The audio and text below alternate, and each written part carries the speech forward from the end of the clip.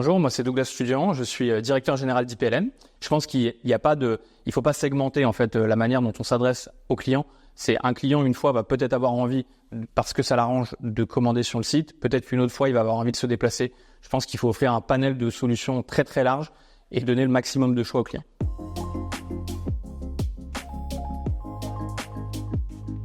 IPLN, c'est un spécialiste en vente de matériel photo, vidéo et drone, et plus globalement tout ce qui touche de près ou de loin à l'audiovisuel, avec un catalogue de plus de 10 000 références. On s'inscrit vraiment comme le partenaire des créateurs de contenu, avec une plateforme e-commerce moderne et communautaire, et une boutique physique en plein cœur de Lyon.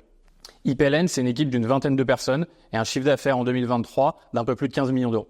Notre conviction, l'expérience client e-commerce doit être aussi qualitative qu'une expérience en boutique. Et pour cela, notre défi, c'est de réussir à humaniser la relation avec nos clients en ligne.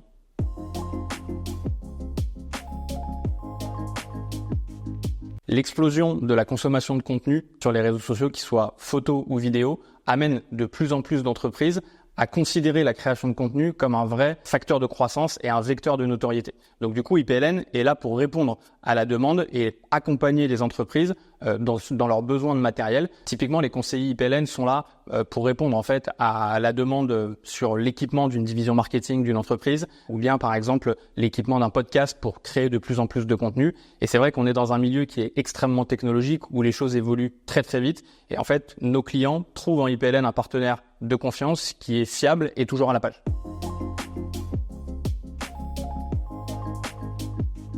Sur la stratégie omnicanal, nous interagissons avec nos clients par de nombreux canaux, notamment les réseaux sociaux. On a une très très forte présence et animation sur les réseaux sociaux. D'ailleurs, quasiment 15% de notre trafic provient du social media.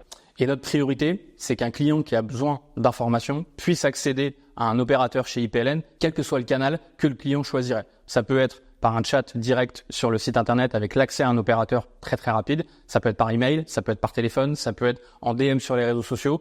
Tous nos opérateurs sont aujourd'hui formés et alignés sur le fait qu'un client doit avoir une réponse très rapide, quel que soit le canal que le client va utiliser. En termes d'outils, on a des solutions en fait de messagerie qui vont grouper un petit peu tous ces canaux-là, que ce soit l'email, que ce soit le contact par les réseaux sociaux, que ce soit le chat en ligne. Sur une application dédiée, tous les opérateurs vont pouvoir centraliser toutes ces sources de contact de nos clients, effectivement.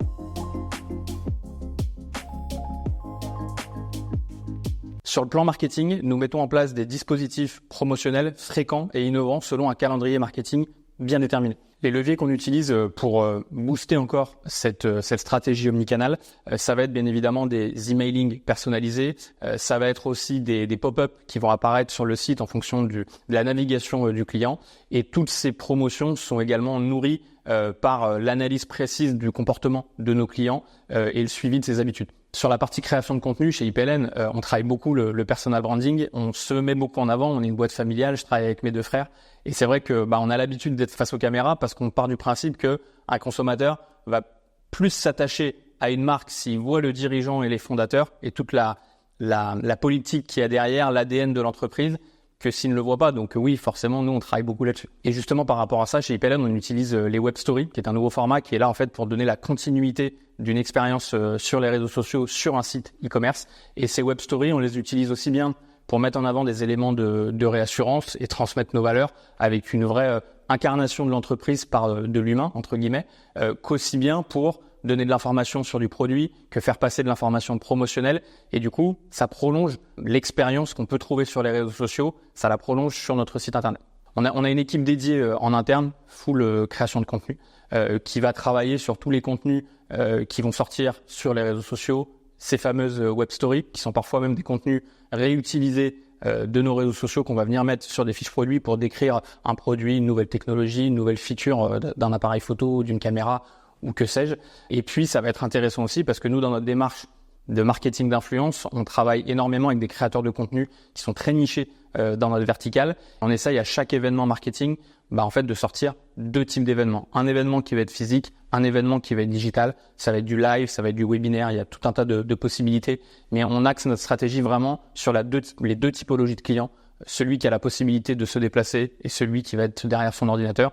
On n'exclut personne et on essaye d'apporter de la valeur à chacun d'entre eux. Bien entendu, un consommateur en e-commerce qui navigue sur le site a bien évidemment la possibilité de faire son achat en ligne parce que ça l'arrange, mais peut-être qu'il a envie de venir récupérer son matériel directement en boutique, d'avoir affaire à un vrai conseiller, de découvrir peut-être un écosystème d'accessoires qu'il n'aurait peut-être pas vu sur le site. Et c'est vrai que ça, c'est pareil dans le prolongement de l'omnicanal, c'est les gens qui commandent sur le site peuvent être également des gens qui vont venir récupérer en magasin ou même dans un futur achat, venir acheter en boutique. Je pense qu'il faut pas segmenter en fait la manière dont on s'adresse aux clients. C'est un client une fois va peut-être avoir envie parce que ça l'arrange de commander sur le site. Peut-être qu'une autre fois il va avoir envie de se déplacer. Je pense qu'il faut offrir un panel de solutions très très large et donner le maximum de choix aux clients.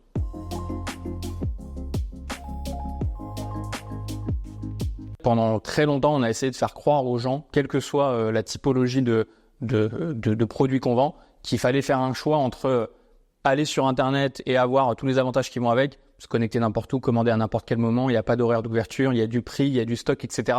Mais il n'y a pas le côté humain qui existe en boutique. Et de l'autre côté, on essaye de faire croire depuis toujours aux gens que si tu vas en boutique, tu as effectivement ce service, ce conseil, mais il y a encore toujours cet a priori de dire « Ah ouais, mais peut-être que c'est moins cher sur Internet », alors que c'est pas vrai. Et nous, on essaye en fait de faire comprendre aux gens que le client peut prendre tous les avantages d'une typologie de consommation sans y prendre les inconvénients. Voilà. On essaye de grouper un petit peu tout ça. Et pour moi, le levier le plus important sur l'expérience client, c'est de réussir, et c'est un vrai défi, d'humaniser cette relation avec le client, le faire sentir qu'il est unique, qu'il est compris, et de lui faire sortir, en fait, à la fin de son acte d'achat, l'idée, elle est un peu comme quand tu viens en boutique, tu va remercier le conseiller, merci beaucoup, tu vas lui serrer la main, tu vas repartir avec le sourire. Et l'idée, elle est d'essayer d'avoir exactement le même ressenti chez un consommateur qui, au moment où il appuie sur commander et qui valide son achat et qui met son numéro de carte bleue. Voilà l'objectif qu'on a chez IPLN.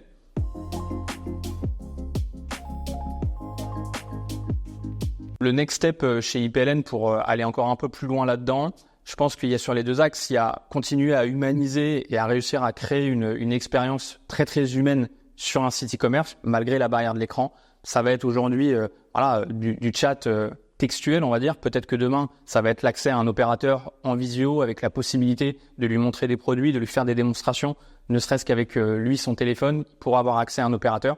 On veut pas limiter en fait la qualité de service qu'on est capable d'amener à un client qui va venir en boutique, qui va avoir accès à un conseiller physique qui va pouvoir lui montrer du matériel. On veut essayer de créer exactement cette même expérience en e-commerce.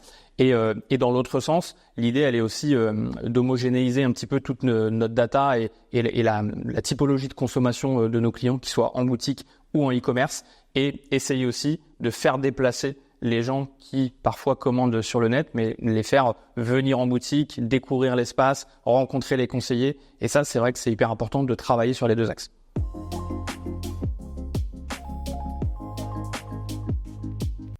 L'évaluation de l'expérience client chez IPLN, elle est faite au quotidien par l'intermédiaire de l'analyse et de la compréhension des avis, qu'ils soient positifs ou négatifs, du sondage également qu'on est capable de faire auprès de notre communauté, de nos clients, que ce soit sur les réseaux sociaux, que ce soit par email. Bien évidemment, après chaque acte d'achat, nos consommateurs reçoivent une demande de partage d'avis, aussi bien produit que expérience avec IPLN en boutique et en e-commerce.